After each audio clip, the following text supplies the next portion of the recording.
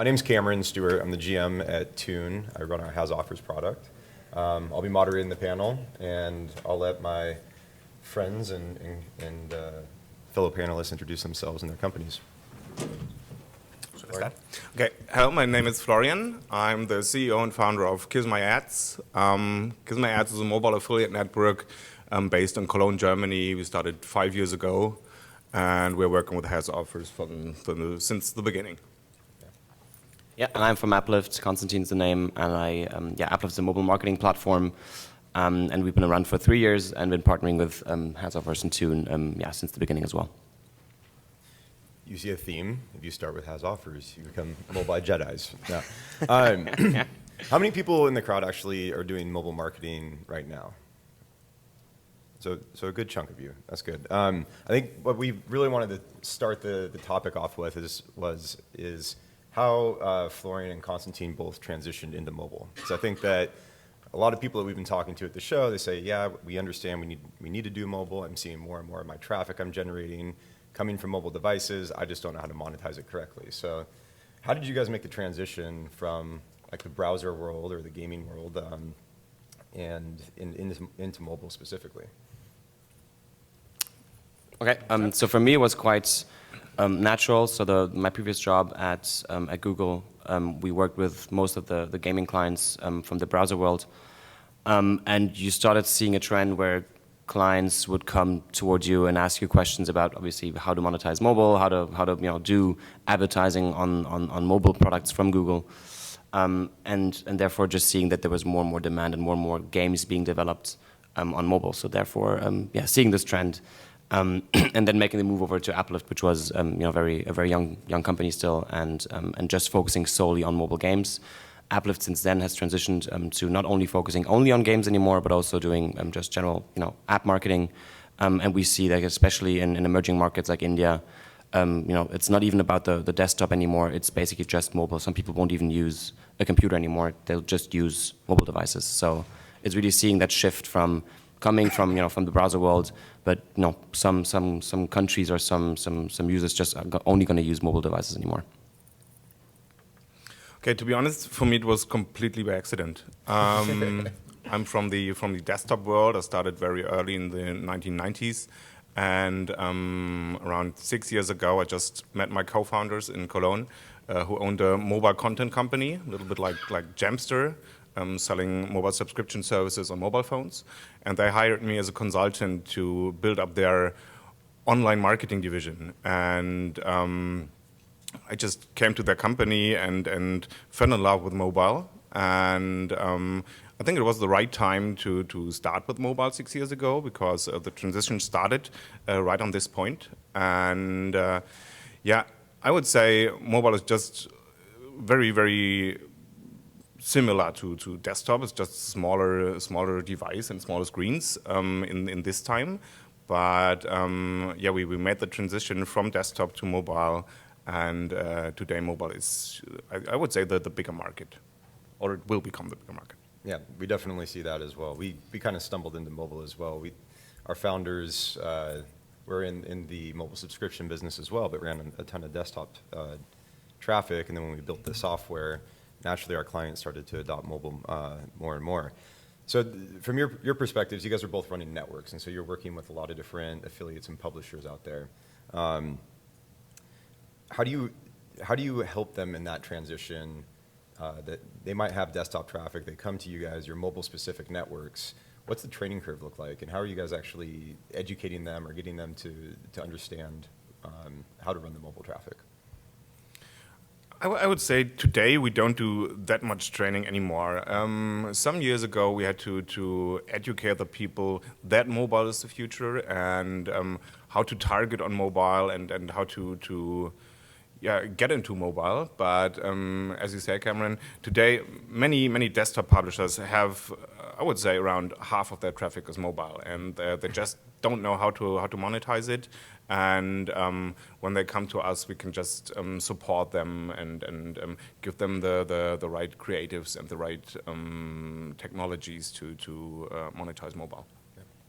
Yeah, I think the sort of the big monetization war on mobile was 2 or 3 years ago, maybe even 3-4 years ago. the SDK wars, basically, where everybody was going out there and basically wanting to get their SDKs into any app out there.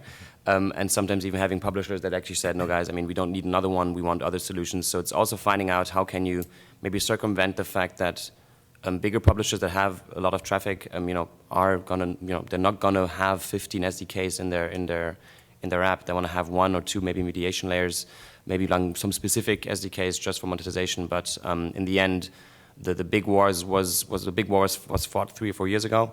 Now it's finding other ways of dealing with and monetizing your traffic. So it's it's definitely something that's still ongoing, but the big chunk of it has probably been done 3 or 4 years ago.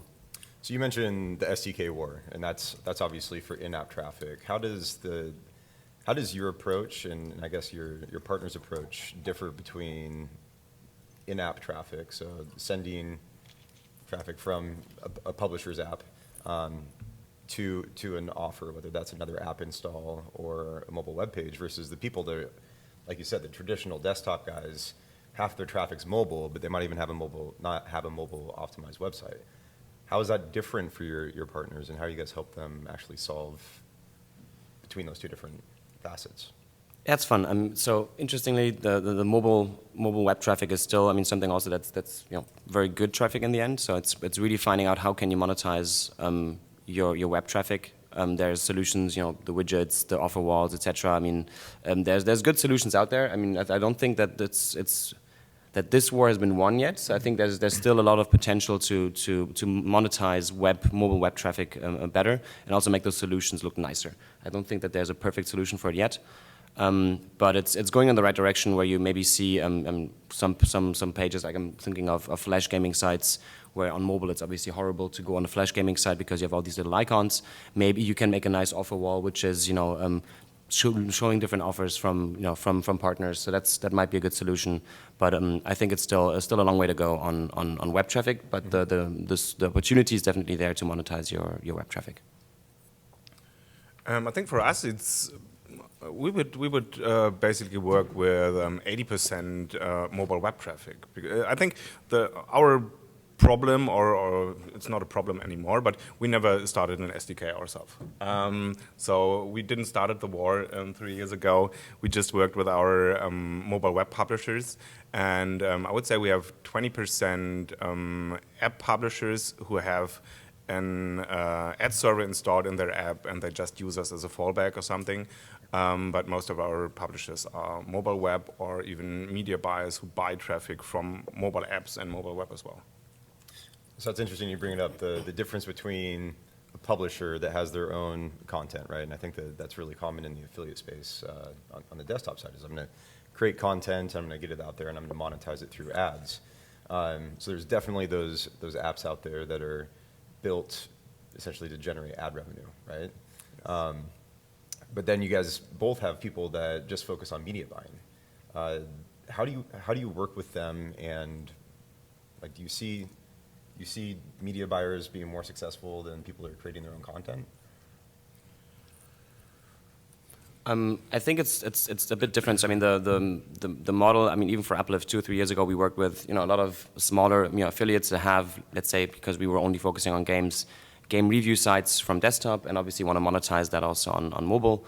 Really working with, nowadays, which would also sort of be like influencers. They have their followers, and they sort of want to create content for their followers, for the people that come to their websites.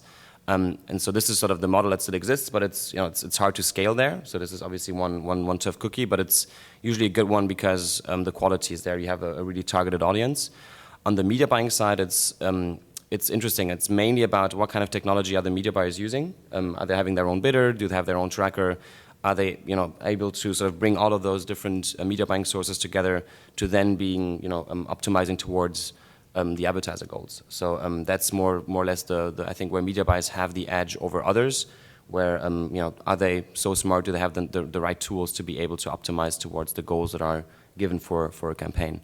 And that's usually also where technology does play a part. You can be, let's say, a media buy Jedi. If you have like a lot of insights and you know exactly where to buy what, and you have a lot of experience, it helps. If you have been doing media buying for the last 5 to 10 years, you will have the edge over somebody else. But also technology plays a much bigger part now. Yeah, I totally agree. We work with a lot of media buyers, and we help them optimizing the campaigns by giving them as much information on the targeting and sometimes also where to buy traffic. Sometimes we do test budgets on different DSPs to find out which DSP works best and which campaigns works with which kind of traffic. But we also have publishers. It's a great story. I would say 3 years ago, we had one publisher who was 15 years old, and every day when he came from school, he just built an app around one of our offers. So we just had a mobile content offers that dealt with soccer, and he just programmed a soccer Q&A game and released it to the App Store, made a little amount of money, but for him it was much more than his pocket money. And I think that's a great way to see that you can also create content around an offer in the mobile space as well. I think the only thing I built when I was 15 was a fort. So we talked a little bit about like the publisher side and everything, but how do the offers actually differ? And how do you go about finding the right offer to run and offer out to your different publishers?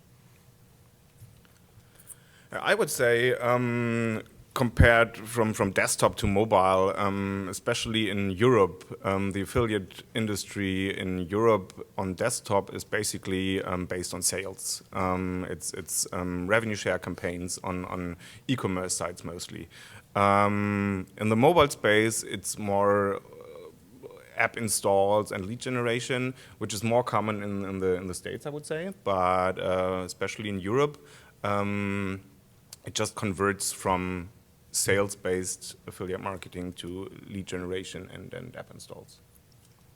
Yeah, I think it's the expectations from, again, looking at the advertiser side and what they want to achieve with campaigns has dramatically increased. So the expectations are high, and it's also much tougher these days. So 2 or 3 years ago, it was much easier to maybe break into a top 10 ranking, which is something what some publishers are always looking for. It's dramatically changed in terms of all of the, I think we're going to talk about it later as well, the post-install events, really being able to track what's happening after an install, what are the engagement rates, what are retention rates. So advertisers are looking really much more down the funnel, and this is important when you plan your campaigns. So I mean, there's install campaigns, it's still very much important, then there's engagement campaigns, and then there's some branding, I guess, as well, which is coming, but branding is also still very, very much in the beginning. So I think we're also still finding and figuring out what's the best way to do the campaigns. So the expectations are definitely always rising from the advertiser side. So it's tough to obviously pass that through to the affiliates or to the partners that we're working with on the traffic side, because they also don't really know, I mean, what's happening this time, and do I have to sort of change the way I'm setting up my campaign? What are the expectations? So it's changing. Yeah, I think something that we've seen from the advertiser side and giving them technology to manage all their different campaigns was 2-3 years ago, it was just all about the install, right? That was the main KPI. Was okay, we're driving installs, and that's going to help our chart rankings. We're going to get organic lift from that. But now that the advertisers are getting a little bit more savvy, they're just looking at the install as lead gen, and so you have the branding on that person's device. It's now up to that advertiser to have a compelling product for that person to continue to purchase. And so being able to send those in-app purchases or engagement back to the networks and back to the publishers is really giving a higher level of quality control. Yeah, absolutely. Do you guys see your payouts shifting towards something that's beyond the install, or is it still pretty CPI based? For us, it's basically CPI based, but we get more and more KPIs from the advertiser. We have one big advertiser who pays the publisher on a CPI, but they give us the KPI or they send us the information if it's a registration or if it's a new user or an existing user, and our team is optimizing the campaign to get as much new registrations as possible. Yep. And but the publisher gets paid for the install, and at the end our team is just trying to find out the right publishers for this advertiser to leverage the traffic on their sites. Okay. So Yes, same here. If the advertiser come first, then you'll find the right publishers to complement that. Yes, absolutely. yeah, it's still very much of an install game where you're looking first at, what's the payout, and it's tough because you have to have discussions, I mean, either with the advertiser and pushing for, higher payouts because we know exactly that some publishers have, a given quality, so it's obviously tougher, especially for the affiliate model where there's only so much install sometimes that can be driven, and we know it's good quality, but we cannot really prove it because we first want to test it. So for example, in the case of your example earlier, if it's something that somebody that only has maybe, let's say 1,000 installs to give a day, you don't want to make a test of 1,000 installs and then say, oh, actually the quality is good, now scale up and you get a better payout. So we basically have to make also some negotiations on the advertiser side so that the publishers can get better payouts. Mm-hmm. And it's tough, but there is a bit more of a dynamic model that if there's a chance to scale up with higher payouts, advertisers will always be willing to do that if the quality is coming. So that's something where we've had advertisers say, look, this source is amazing. How much do you need from me in order to scale up to, I don't know, 1,000 or 2,000 installs a day? So they're flexible, but it all comes with the yield and the post-install events that basically are the quality that's connected to that. Yeah. So, Florian, you mentioned that in Europe it's still very e-commerce focused, right? Yes. But we also see a ton in gaming, right? And I think that the gaming guys really understood it, and from our perspective, they're the ones that came out with the biggest budgets for mobile because their product was mobile first. They didn't have necessarily something that was desktop. It was really built to optimize for that revenue stream. Are there different regions that you see more success for different types of campaigns? You guys both run global traffic. Yeah, absolutely. I would say Europe is just a small market for us. There we do a lot of CPI campaigns, and the big retailers are just understanding mobile. So we work with Zalando, for example, who want to drive sales at the end, but they run CPI campaigns with us. We're also big in Southeast Asia, and I think the Asian markets are much more mobile content driven right now, especially the emerging markets are mobile content driven, and Latin America as well. Yeah. And I would say Northern America is more CPI with KPIs on our side. Sure. I think the interesting factor when coming from or looking at gaming companies, they're very savvy. Yes, they're also very.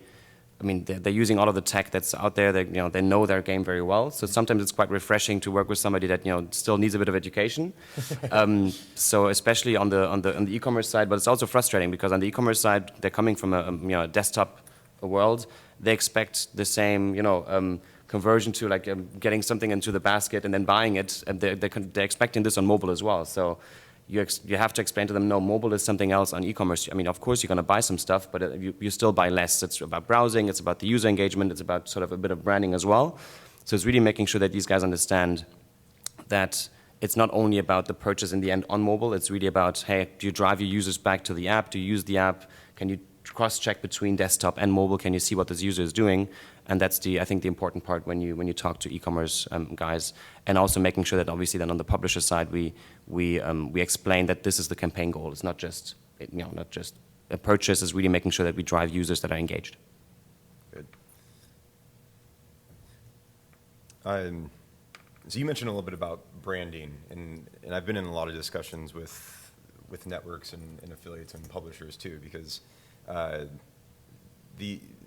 the amount of traffic that you can generate on mobile is amazing. Like the scale is there,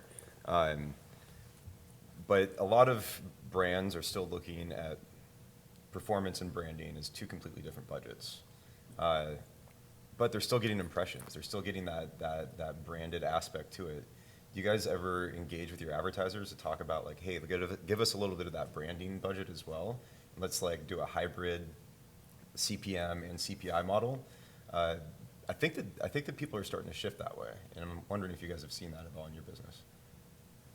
It's tough. I think it depends also a lot on the tech. I think in the affiliate world it's hard. I mean, again, it's something where we see it happening with bigger influencers, where if you have a lot of followers and you're able to sort of do something which is a bit more branded and a bit more engaged around a specific app, then it's fine. Overall, I think in terms of tracking and measuring, on mobile it's very hard for branding. You don't really know how long has an impression been showed. Sometimes you're not even able to, to track impressions. It's tough. You don't really know, did the user see it below the fold, or did he scroll down? How long did he engage with the ad? And that's metrics that the branding guys want to know. And that on the tech side, it's sometimes tough to sort of show them. So there will still be very much a bit afraid on investing more if the metrics are not being able to be shown. But we do see that the questions come up and like sort of some CPM campaigns come up. And this is something that might work better on the programmatic side, on the RTB exchanges, where you can track a couple of more things. I think video is one of the bigger branding budgets as well, where if you have video traffic and you're able to deliver on video content, this is much more interesting for app publishers. Yeah. I think it's also interesting, you see companies like Supercell and King, they're going, and I guess Rovio was the first one that did it, but they're going like the complete brand route. They're doing Super Bowl commercials now and everything else. And in a sense, that probably helps your guys' campaigns if you're running with those too, right? Yeah. Yeah. Yeah. For us, it happens right now. Usually as a CPA network, we don't do CPM campaigns, but we get asked by our advertisers to do branding right now. As we don't want to do CPM campaigns, we try to sell the branding opportunities, especially with instant downloads. Instant is just a word that is not that cool in the industry, but we try to educate the advertiser that if you do an instant campaign, you can reach a lot of people downloading your app and recognizing your app, because they have to install it, they have to open it for the first time, and some of them will keep it on their device. And I usually compare it to a sponsorship in sports, for example. So if you sponsor a big sports event, people will see your brand, and this will be branding, but they will not come to the event because you sponsor it. And Incent is very similar to that. Do you guys kind of segment different publishers if they do incent versus display or anything else, or do you see that a lot of your publishers doing like a hybrid approach? No, we different them. Yeah. Yeah, it's very important. I mean, from the advertiser side, I mean, they still recognize all of the different traffic sources. I mean, especially if you work with them very closely and you're able to look at downstream events, looking at conversion rates. I mean, it's very easy to obviously defer. I mean, some publishers will try to sort of maybe put a bit of instant traffic into some of the campaigns as well. But I mean, now the technology is so far that, I mean, it's quite easy to spot. And I mean, instant, as I said, it's sort of a frowned upon word, but it's, the advertisers know how instant traffic works. It works especially well on video. Rewarded video is a huge market. So they acknowledge it. Obviously, they're not going to pay the same price as a non-instant install. So they want to have that segmentation. So that's fine. Yeah, I think it is something different. It is. It's more a branding thing than a CPI thing. Okay. So we've talked a lot about apps. How do you handle traffic that's coming from somewhere that might not be able to convert? So you talked a little bit about targeting, but do you guys have any campaigns within your network that do push to mobile web? Because an app install might not be right for that user, that device, that carrier that they're on. Yeah, I think it especially depends on the geo. As I said, especially in Asia, we work a lot with mobile content, and there are some app install campaigns, but they are basically hidden mobile content campaigns. And on the other side, in Europe, for example, if you have traffic on your mobile site or within your app, it's better to promote an app install than mobile content, because the users are not that interested in mobile content anymore. It's been 10, 15 years ago. But apps are the better solution for Europe as well. Yeah, I think it's still about the native apps. I think mobile web apps have been pushed a bit. I think a couple of years ago with HTML5. I mean, like, hey, this is cool new technology, but in the end, I think it hasn't really picked up. There's some web campaigns where it's about registering. We've even seen some interesting stuff from again, I mean, it's a gaming company, but where you push a specific game that's going to come out on desktop, like a client game, but they want to have mobile traffic for people to pre-register. So these kind of campaigns, those happen, but it's very rare. It's mainly just app install. What are some of the brands that you think that need to transition to mobile that haven't yet? And are you guys going out there? You mentioned it's kind of nice and refreshing to educate people. I guess when you go and talk to those people that don't necessarily have a mobile app campaign, how are you selling them on the opportunity? I think that's really good for affiliates too, because they have the opportunity to go out there and create a new vertical for these advertisers. I mean, I think again, the example of India where you see everybody just using mobile, is I think the best example of where maybe some European or Western companies can get some inspiration from. It's obviously about how can you make, because I mean the experience on mobile is much better. It's much more private. You have your own, it's your own device. You don't maybe have to share a desktop with the family, etc. So I think that everybody should sort of go into mobile anyways, because it's the future. It's just how do you set it up and how do you make sure that you keep your users engaged, and there's a lot more to it from an advertiser's perspective. It's not just only, okay, I'm going to just replicate whatever I'm doing on desktop on mobile. They also have to have analytics in place. They have to know exactly what's the user journey. There's a huge discussion about how to use in-app messaging, how to relate, like the whole CRM story within the app is huge. Companies like AppBoy or Lookalytics, are doing a lot Artisan, lot of stuff over there as well. So it's tough. Yeah. Company we just acquired. Oh yeah, exactly. No plug at all. So I mean, it's important to. I mean, I think everybody should think about making the move if they haven't done it yet to mobile and understanding how to utilize this. It doesn't necessarily always have to be to drive purchases, etc. Like I said, it's really about the engagement and bringing people back and then relating with your brand. Yeah, I totally agree. And but I also think that the most interesting thing in the next few years will be e-commerce on mobile phones. Right now, I just know from myself, I just buy everything from my phone or from my iPad right now. But I just buy at Amazon and eBay and Zalando because I've got the apps on my phone. And the problem with e-commerce on mobile phones right now is the long registration process. If I want to buy something from a store, I have to type in my address, my billing address, and all those stuff. And this doesn't happen on this small device and the small keyboard. So I think the biggest challenge is to get a process on how to make it as easy as possible to buy something on your mobile phone with maybe some of your billing data somewhere at Facebook or Google or something. PayPal does it quite good, but I think the biggest challenge is to get the user buy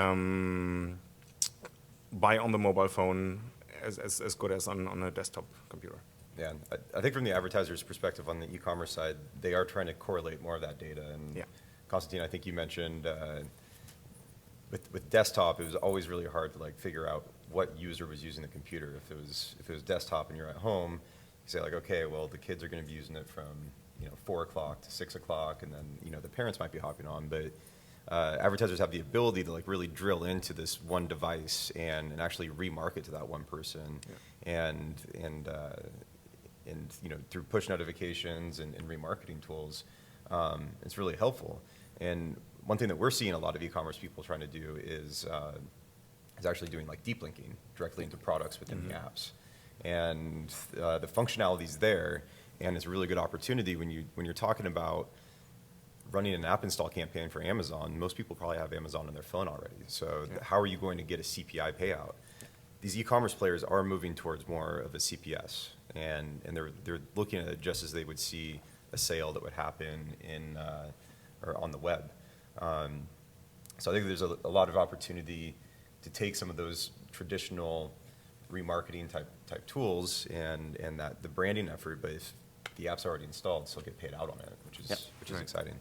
You guys see that in the gaming space at all? There's been, it's a tough one because it's very hard to sell that to the partners they work with on the traffic side. Like, hey guys, you're not going to get a payout on an install. You're actually going to get a rev share on a downstream, in-app purchase. It's very hard to convince any partner to run that. Unless you're really confident that this is something that might work, and the app or the game is incredible. So it should work. We've done some tests. It's tough to scale. It's very hard. Yeah. You see it on the e-commerce, but I haven't seen it much on gaming. Yeah. But, yeah. like Twitter acquired Tap Commerce, and Yeah. that's one thing that they're really focusing on. Yeah, yeah. Which is good. So let's go back to the conversation about technology, because you talked a little bit about RTBs and programmatic. I think programmatic's a pretty interesting buzzword out there, and it means a lot of things to a lot of different people. What does it mean to you guys, and how does it actually affect your business, if you use any programmatic pieces? Ourselves, we don't use it because we just think that our publishers are the more creative people and the people who know the technology best and try new technologies first. So I just can see that some of the publishers who are using good trackers and who are optimizing their campaigns on a programmatic level are more successful than other publishers. But right now we don't do it ourselves. Yeah, we started programmatic a couple of weeks ago by acquiring a company that has a DSP.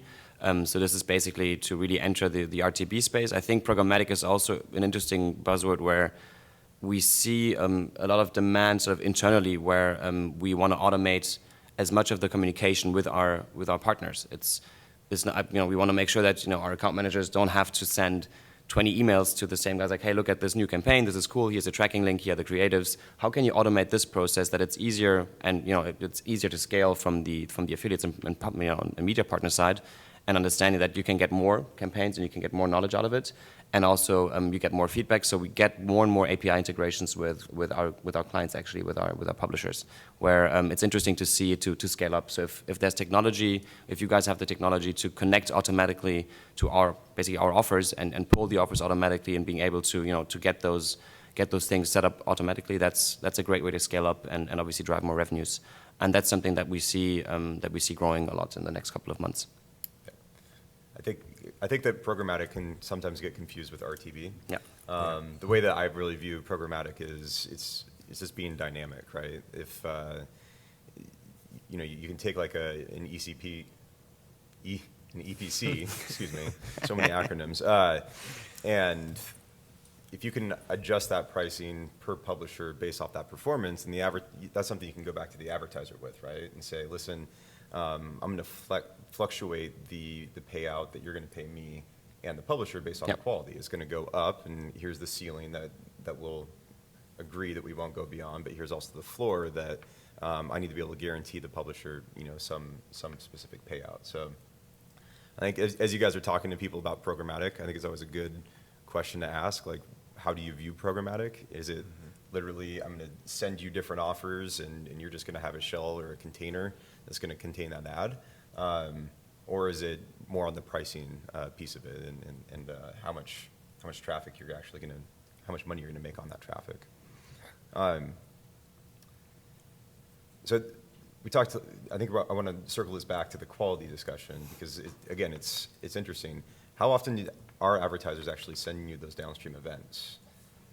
I would say for us, it's probably like 70 to 80% of our client base does it now. So it's great. And I remember the first discussions 2 or 3 years ago where nobody wanted to pass anything. It was like, no, it's our data. We don't want to, we don't want to send you what kind of in-app purchases we're driving.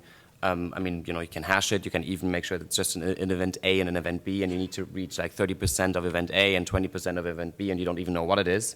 Mm-hmm. So you can sort of hash it. But I think people nowadays are actually much more open, and they tell you exactly this is an in-app purchase, this is the revenue I'm driving, and if you hit those targets, you can actually get more, and then you get the dynamic pricing going. So I guess not everybody does it, and it depends obviously on a few companies that are a bit more secluded, but most of the guys actually do it now, which is great. Yeah, I totally agree. I think for us it's a little less than 80%, but the advertisers just understand that as much data they give to us, the better we can optimize the traffic and optimize the campaign. So therefore, it's just good for the advertiser to give us as much data as possible. Yeah, they come back and they say, all the installs you're sending me are junk, and you're like, well, right. Are they all junk, or is it a particular publisher, or even a sub-publisher from there? Yeah, and especially 3 years after the install. Right. So it's always better to get the data in real time. Yeah, it also helps us to negotiate for our, for our partners, for our affiliates, because I mean, sometimes somebody would say, no, this is shit, and it's like, no, actually, no, it isn't, because we get the data, and actually, it is very good, or like it's not as bad as you might think. Look at it, look at it, look at it, and then it's, then it's good. So it gives us a bit more power to negotiate for our affiliates as well. Sure. So I always like to ask this question, but for anybody in the room that might just be getting into mobile, or maybe they've been in it for a little bit, but it's like, what is the biggest mistake that you've made in mobile that you could let these folks know not to do? I think the biggest mistake is not to do it. Yeah, that's it. That's wise. Yeah, and I mean, also, yeah, you got to stay flexible. Mobile is still evolving a lot. I mean, again, 3-4 years ago, the SDK war was there. I think now it's more about API integrations. Programmatic is a buzzword. It's really just staying ahead of the curve. The biggest mistake is really just not to settle and think, I got this. It's really always thinking ahead and looking, what are the competition doing? Can you talk to them? What are the other guys doing? In this market, it's also a lot about co-petition. I mean, in the end, we all want to take the opportunity of mobile altogether and, want to get better at it. So I think it's, don't settle and don't think you made the right decision. I mean, it's good if you're successful, it's great, but it can also go bad in a couple of months as well. Yeah. So just stay ahead of the curve and try to learn as much as possible. What are some of the technologies that you're seeing? You mentioned that there's a lot more API integrations. What does that mean? I mean, like you said, there was SDKs first. It was like, okay, I'm gonna be exclusive with this publisher and get their ads, but now with APIs, they might have their own container. They might be using MoPub or some other container tag to pull things in. What's the benefit of I guess, going the API route? It's a bit more flexible, I think. I mean, SDK always means that you need to update your app. You have to, whenever the SDK is being updated, you have to update your app as well, resubmit it. An API will allow you to be a bit more flexible. It does take a bit longer to integrate in the end.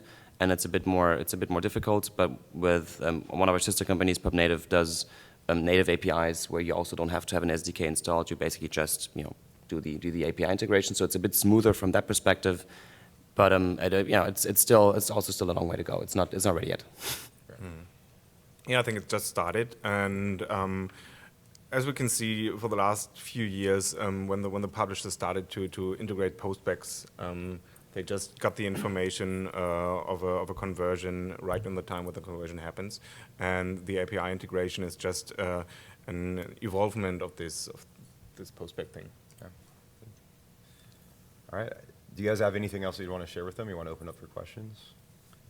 I think one thing that I've seen change over the last 2-3 years on the affiliate side is, I mean, advertisers do get smarter and they ask a lot more questions. There's also been some bad stories out there in the affiliate world where advertisers, were not really happy. Whenever bigger advertisers hear affiliate network, they might be a bit more, oh, no, I don't want to deal with this. Mm-hmm. I think what's important as an affiliate is to have a good transparency about it. What exactly are you doing? Advertisers are getting very smart, and they will exactly find out if something shady is going on. So it's like being open, being transparent is always the best way to go. That's what we've seen. And if you're able to do that and having some more technical solutions in place that can scale campaigns, so that you can have a better communication with the servers, then that's a very good start. I think it's a maturing market as well, and it's still, I think, it has a huge opportunity, but it's been a bit frowned upon over the last couple of years, where some bigger advertisers that have a lot of money to spend and a lot of money can be made pulled back a bit from the affiliate world. And I think if we try to sort of make it a bit more transparent and help these guys understand what is actually happening, the money will go back into it. Yeah, I think, as Konstantin said, some advertisers are a little bit afraid of affiliate marketing from the desktop side. And Cameron and me, we just had a long conversation 2 days ago about fraud in the industry. And there is some, but yeah, as Konstantin say, we just have to educate the advertisers on how to prevent fraud, on how to deal with the data that we get, and what kind of data we need to prevent it. And we just have to yeah, educate the advertisers that affiliate marketing is a great way to drive revenues, is a great way to engage users, and don't be afraid. Just try to do it with the right partners and get your campaigns optimized as good as possible. Yeah, transparency I think is key. I know that there are a lot of mobile advertisers that are scared to go down the affiliate route because they're seeing a lot of things where there's bots that are starting tracking sessions in the background, and a lot of times the performance of those campaigns, like the conversion rates and everything, will be a telling story, and they just won't reinvest in that channel. But the advertisers are, as these guys are indicating, they're being more transparent about the quality of traffic downstream to those different partners. It has to be reciprocated, and you have to be able to explain, this is how I'm running the traffic, this is how I'm actually representing your company and your brand. As long as you have that relationship in place and that transparency, the dollars will continue to come through. Yep. I don't think that you can bucketize an affiliate as one type of person. It's anybody that's representing another brand, and I always get caught up on that when people are like, oh no, we don't do affiliate marketing. It's like, if you're buying on RTB, that publisher is an affiliate of yours. Yeah. So, right. I think it comes down to the transparency levels, and that's something that I've just witnessed. I don't run traffic personally, but I see a ton of it go through all of our products, and the people that are really forthcoming about who they're working with. Are the ads being rebrokered? Some advertisers have absolutely no problem with rebrokered ads. Some of them say absolutely not. I need to have that at least one level of removed of communication. I want to work with the network. I want that network to be working with direct publishers. It has to be proven because there's so much technology out there that will show the advertiser that it is going through multiple different redirects and it's being rebrokered, and then the first thing they're going to do is going to pull the budget and they're going to go put it somewhere else. So, anything else you guys want to add? You want to open it to Q&A? Questions? You get a lightsaber if you ask a question. Yeah, go for it. Hold on. Oh, there's a mic coming. You got a microphone. Because you are being recorded. Oh, we should have thrown that disclaimer out in the beginning. You know that. Big brother is watching. Now I'm very white voice. The question was, we've obviously been running mobile and doing app installs here and there. Besides Google and Facebook, what do you consider some of the top tier traffic sources that that are converting for mobile? I'd say this depends a bit on, again, some of the bigger media buyers, and we do internal media buying as well, is finding, so bigger exchanges have a ton of traffic. So, I mean, there's all of those big SSPs, MoPub, Smado, PubMatic, so all of those guys have a ton of traffic. The issue there is finding the right pockets. Basically, it's one of our guys usually says it's like the ocean. You have to you can fish everywhere. It's also fine if more people fish in the same ocean. You just have to find where the fish are and basically then staying there and obviously scaling up. So it takes a week or two to find out where to drive installs and where to find those those good converting traffic sources. But they're there. But it takes a bit more time, and this is where the skill comes in. This is where your experience comes in, or maybe having a specific bidder or tracker in place where you can track this better. And then you can basically scale up. So I think there's still, outside of Google and Facebook, there's still a lot of other sources that you can drive a lot of installs. Yeah, and also, since the industry is just evolving and not everybody is in the mobile space right now, direct media buys work pretty well. So if you just contact some big niche size that cover your niche, you can buy cheap traffic and drive a lot of installs there. I think in terms of mediums, video is really compelling, and you see really good conversion rates. And so if you can work with like an Ad Colony or a Vungle or any company like that, they do a really good job of monetizing. But yeah, you can go to the exchanges, and I'm a firm believer that not any particular advertiser or publisher is going to work necessarily for another one. So it's always about testing, iterating, measuring, and then reinvesting on the channel that works. Any other questions?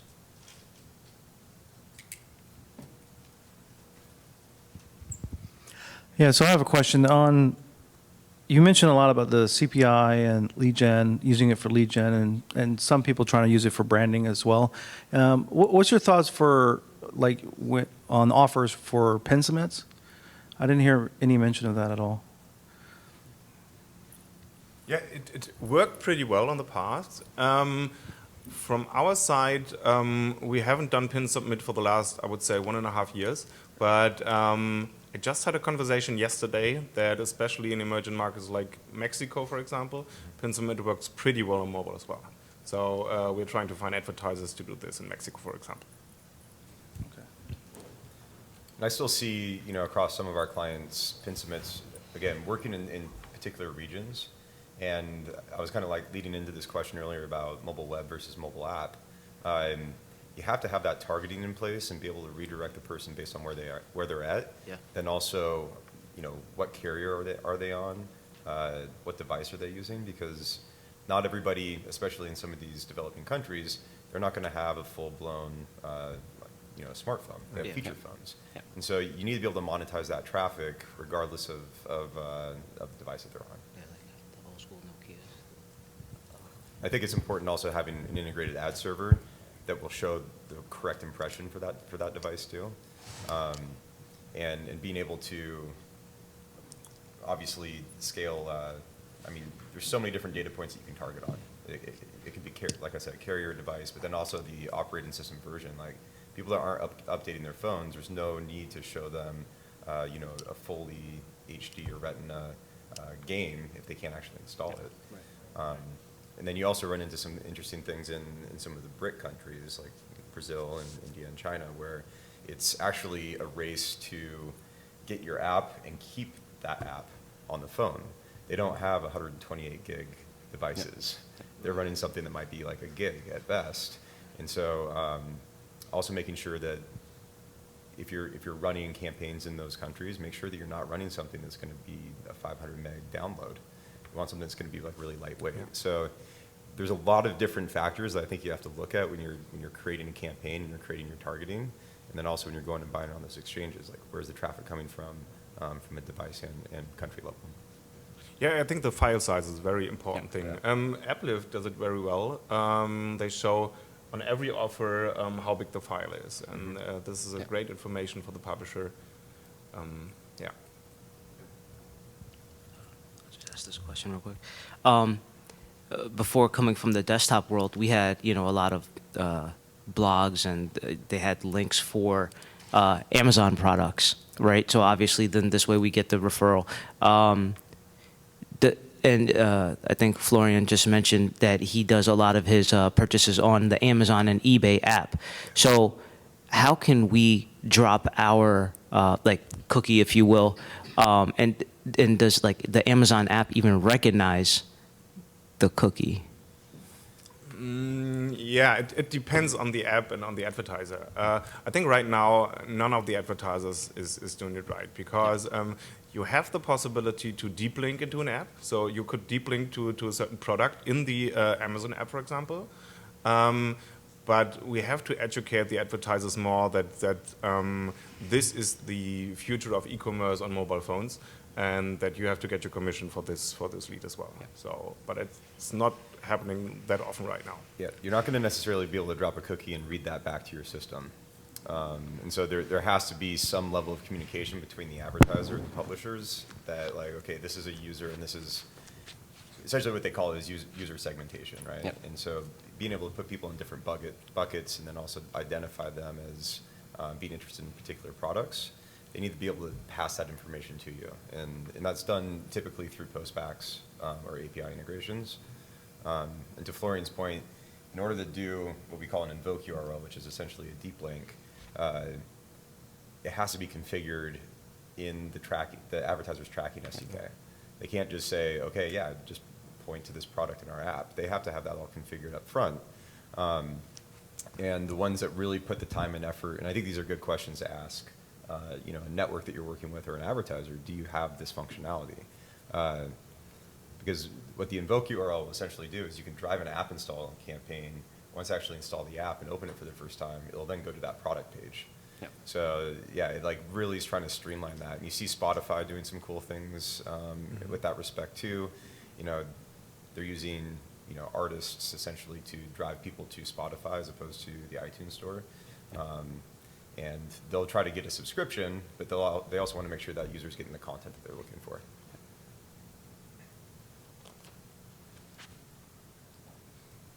Any more questions? These guys are going to like walk away with all of our lightsabers.